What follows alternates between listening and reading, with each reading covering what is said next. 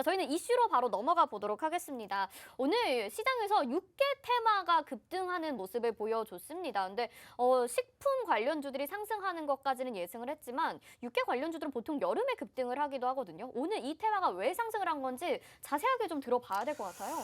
우선은 이제 러시아와 우크라이나 사태로 인해서 전년 동기 대비해가지고 지금 이제 이 식품 물가가 20% 이상 올랐습니다. 많이 올랐어요. 굉장히 많이 올랐죠. 그리고 거기에 이제 육개까지 포함이 됐다고 하니까 네. 이게 좀 이슈로 올라오는 지금 상황이고요. 제가 이제 금요일 날에도 좀 시장 점검을 해드리면서 이런 식품주 같은 경우는 이번 주까지는 좀 추가적으로 상승을 해줄 수 있지만 그 이상까지는 모르겠다라고 제가 이야기를 드렸었어요. 네네. 아까 제가 교육을 해드리다 말았는데 그게 좀 여기에 연결이 되는 부분이에요. 네. 뭐냐면은 지금 이 육개나 식품주들은 현재 시장에 나오고 있는 이슈죠. 네. 그죠? 네. 그럼 제가 이제 우리 시청자분들께 한 가지 좀 질문을 드리고 싶어요. 네.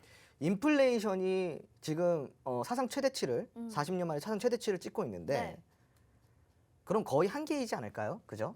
그렇죠. 그쵸? 네. 그런 인플레이션이라는 거는 지속성이 있다 없다? 인플레이션은 지속성이 근데 있는 것 같은데? 아, 있다. 없나요? 왜냐하면 물가가 계속 오르지 않나요? 그러니까 물가가 그러면은 41년 만에 최고치를 찍었는데도 물가는 더 오를 것이다. 아, 그런 건 아니죠. 네네네. 일단은 조금은 조정을 받을 것 같긴 해요. 네, 바로 이 부분입니다. 그러니까 네. 뭐냐면은 인플레이션이 이미 최고치를 찍었고 네. 지금 전월 동기에서 이번 달에 이제 8.4%까지 올라왔는데 네. 지금 이제 여기가 거의 맥시멈이라고 합니다. 네네네. 그러면 앞으로는 조금씩 떨어지는 일밖에 안 남았어요. 물론 그렇다 해서 인플레이션이 해결이 됐다라는 이야기를 드리는 건 아닙니다. 네. 근데 문제는 인플레이션이 떨어지기 시작했다라는 거는 물가가 안정됐다라는 게 아니잖아요. 네. 그럼 우리 개인 투자자 입장에서 그냥 개인 입장에서는 그럼 아직까지도 일단은 물가 상승률이 높다라는 건데 그럼 제절 지속성이 있는 거 아닌가라고 생각합니다. 자, 그럼 우리가 코로나를 빗대어서 생각을 해볼게요. 네. 초기 확진자 수가 급격하게 올라갈 때는 네. 코로나 수혜주들 많이 올라갔죠. 그럼요. 근데 코로나가 이제 조금 꺾일 때쯤 네. 예를 들어서 20만에서 뭐 18만으로 꺾이고 혹은 뭐 5만에서 4만으로 꺾인다든가 네. 이럴 때 네. 4만이라는 수치가 적은 수치는 아니고요. 네. 20만에서 15만까지 떨어졌더라도 15만 명이 하루 확진자 수가 적은 수가 아니라는 그렇죠. 거죠. 근데 코로나 관련주들은 어떻게 됐죠? 아, 떨어졌네요. 많이 떨어졌죠. 네. 바로 이게 재료의 소멸입니다. 그러네요. 네. 네. 그러니까 이제 제가 이야기를 드리는 거는 인플레이션 같은 경우는 앞으로 추가 재료가 동반되기보다는 재료의 소멸을 우리가 좀 염두를 해야 된다는 네. 거죠. 그럼 재료의 소멸을 염두를 해뒀을 때 지금 들어가면은 굉장히 좀 힘들어질 수가 있는 거고 제가 그리고 이제 차트를 한 개 보여드릴 건데 네. 오늘 한일 사료가 급등하면 상한가를 갔습니다. 네. 그래서 오늘 한일 사료에 굉장히 집중하신 분들이 많을 텐데요. 한일 자, 사료 정말 키워드를 우리 부럽습니다. 함께 네. 하나 보겠습니다. 키워드가 41년 만에 최고치의 물가. 음.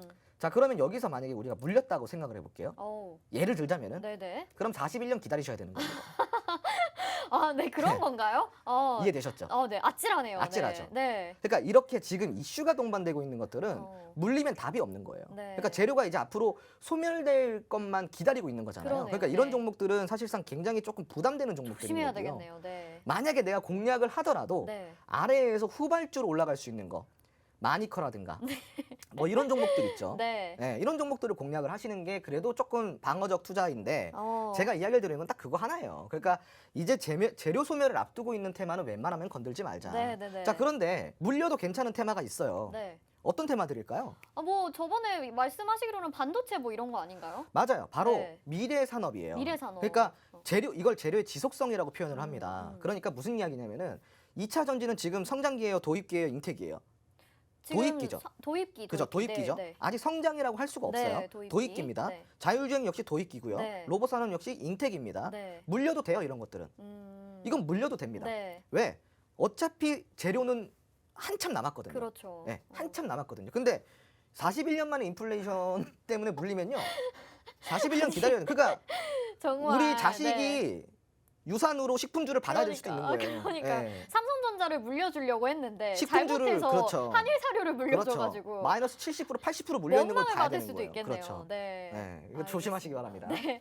이렇게 또 유쾌하게 정리를 해주셨는데 재료가 소멸될 가능성이 있는 테마는 보지 않는 게 좋겠다 하셨는데 또 마니커 아까 얘기를 하셨는데 이런 종목들을 노란톡방에서 미리 또 말씀을 하긴 하셨더라고요. 네, 후발주로 제가 이제 이런 거 봐라. 차라리 볼 거면은 네. 그러니까 저는 조금 방어 투자를 좋아합니다. 그러니까 사실 파이팅 있는 투자 누구라도 좋아할 수 있어요. 근데 네. 파이팅이라는 건요.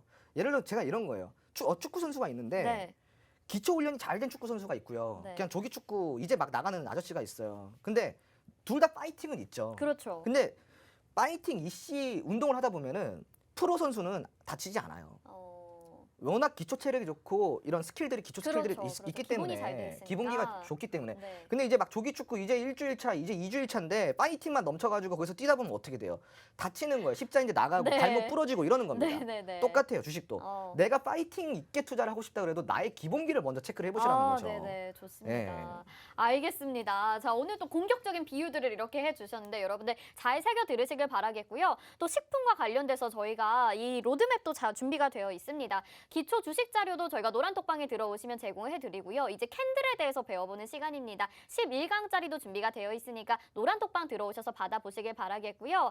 또 노란톡에 들어오시면 이와 관련된 로드맵도 받아보실 수가 있습니다. 지금 6개와 관련돼서 식품과 관련돼서 어떤 종목들이 있는지 후발주자가 그다지 중요할 것 같진 않습니다만 그래도 공부하실 때 참고 자료로 쓰시라고 노란톡방에서 제공해 드릴 테니까요. 스마트폰 카메라 켜시고 하단에 QR코드 갖다 대시기만 하면 링크 뜨니까 터치하셔서 들어오시길 바라겠습니다.